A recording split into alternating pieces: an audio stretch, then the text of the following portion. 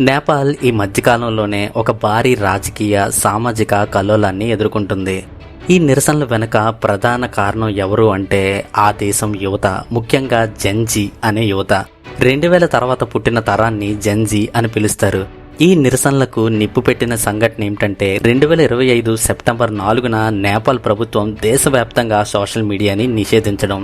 ప్రభుత్వం చెప్పిన కారణం ఏంటంటే Facebook, YouTube, TikTok, Instagram, X లాంటి అంతర్జాతీయ సోషల్ మీడియా కంపెనీలు నేపాల్లో ఆఫీసులు రిజిస్టర్ చేసుకోలేదట. కొత్త చట్టాలు కూడా పాటించట్లేదని, అందువల్లే వాటి సర్వీసులను బ్లాక్ చేశాం అన్నట్టుగా చెప్పింది ప్రభుత్వం. కానీ ప్రజలు, ముఖ్యంగా యువత ఈ నిర్ణయాన్ని తీవ్రంగా వ్యతిరేకించారు. ఎందుకంటే నేటి తరానికి సోషల్ మీడియా కేవలం వినోదం మాత్రమే కాదు, అది కమ్యూనికేషన్, విద్య, చిన్న వ్యాపారులు, ఉద్యోగ అవకాశాలు, ఇవన్నిటికీ అది ప్రధాన కారణం. ముఖ్యంగా ఉద్యోగ సంక్షోభాన్ని ఎదుర్కొంటున్న నేపాల్లో ఈ సోషల్ మీడియా చాలా వాళ్ళకి ఇంపార్టెంట్. ఈ నిషేధం యువతలో కోపాన్ని రగిలించింది. సోషల్ మీడియా మూసేయకండి, అవినీతిని మూసేయండి, stop corruption, not social media అనే నినాదాలు దేశవ్యాప్తంగా మారుమోగాయి. కానీ అది కేవలం సోషల్ మీడియా గురించి మాత్రమే కాదు, అది అవినీతి, నిరుద్యోగం, నెపోటిజం, పాత రాజకీయ వ్యవస్థలపై దశాబ్దాలుగా పేరుకుపోయిన ఆగ్రహం అని చెప్తున్నారు. సెప్టెంబర్ 8న కాఠ్మండు, పోఖారా, బిరాట్ఘర్, ఇదహారి వంటి పట్టణాల్లో భారీ ర్యాలీలు జరిగాయి. వేలాది మంది విద్యార్థులు, యువకులు వీధుల్లోకి దిగి పార్లమెంట్ భవనం వైపు దూసుకెళ్లారు. పోలీసులు వేసిన బ్యారికేడ్లని కొల్లగొట్టారు, రాళ్లు విసిరారు. అంతేకాకుండా ఒక అంబులెన్స్ కి నిప్పు పెట్టారు. ప్రారంభంలో పోలీసులు లాఠీలు, టియర్ గ్యాస్, వాటర్ క్యానన్స్ వంటివి వాడారు. కానీ తర్వాత పరిస్థితి అదుపు తప్పడంతో రబ్బర్ బుల్లెట్లు మాత్రమే కాకుండా నిజమైన బుల్లెట్లు వాడారు.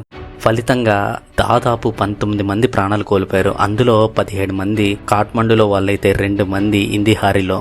గాయపడిన వాళ్ళు వందల సంఖ్యలో ఉన్నారు. వారిలో చాలా మంది విద్యార్థులేనట. ఆసుపత్రిలో వైద్యులు ఏం చెప్తున్నారంటే గాయపడిన వారి శరీరాల్లో తలకి, ఛాతికి బుల్లెట్ గాయాలు అవడంతో వాళ్ళ పరిస్థితి చాలా విషమంగా ఉందని చెప్తున్నారు. ఈ పరిస్థితిని అదుపు చేయడానికి ప్రభుత్వం కర్ఫ్యూ విధించింది. కాఠ్మండు, బట్వల్, ఇదహారి వంటి పట్టణాల్లో ఆర్మీని మోహరించింది. పార్లమెంటు ప్రాంతం పూర్తిగా లాక్డౌన్ అయింది. ఇంతలోనే హోమ్ మినిస్టర్ రమేష్ లేఖిక్ నైతిక బాధ్యత తీసుకుంటూ రాజీనామా చేశారు. అయితే ప్రధానమంత్రి కేపీ శర్మ ఓలీ మాత్రం తొలుత కఠినంగా స్పందించారు. ఆయన మాటల్లో, నియమాలు పాటించని సోషల్ మీడియా కంపెనీలను ఎలా అనుమతిస్తాం, మేము వెనక్కి తగ్గం అని అన్నారు. కానీ దేశవ్యాప్తంగా ఒత్తిడి పెరిగింది. ప్రతిపక్ష నేతలు, సివిల్ సొసైటీ, యువజన సంఘాలు అందరూ ప్రభుత్వాన్ని తప్పుపట్టడం మొదలెట్టారు. ప్రజల కోపం ఒక్కరోజులో చల్లారలేదు. ఈ సంఘటనపై ప్రపంచ దృష్టి నేపాల్ వైపు మళ్లింది. యునైటెడ్ నేషన్ ఈ హత్యలపై తీవ్ర ఆందోళన వ్యక్తం చేసింది. ఆమ్నెస్టీ ఇంటర్నేషనల్ అన్యాయంగా ప్రాణాంతకర బలాన్ని వాడారు అంటూ ప్రభుత్వాన్ని తప్పుపట్టింది. అమెరికా, బ్రిటన్, జపాన్ సహా 7 దేశాల రాయబార కార్యాలయాలు సంయుక్త ప్రకటన చేశాయి. ప్రజలు శాంతియుత నిరసన హక్కుని గౌరవించాలని నేపాల్ ప్రభుత్వాన్ని కోరాయి. ఈ భారీ ఒత్తిడితో నవంబర్ 9న ప్రభుత్వం చివరికి సోషల్ మీడియా నిషేధాన్ని ఉపసంహరించుకుంది.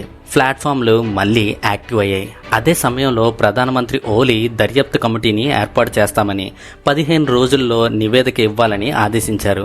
మరణించిన వారి కుటుంబాలకి పరిహారం, గాయపడిన వారికి ఉచిత చికిత్స ఇస్తామని ప్రకటించారు.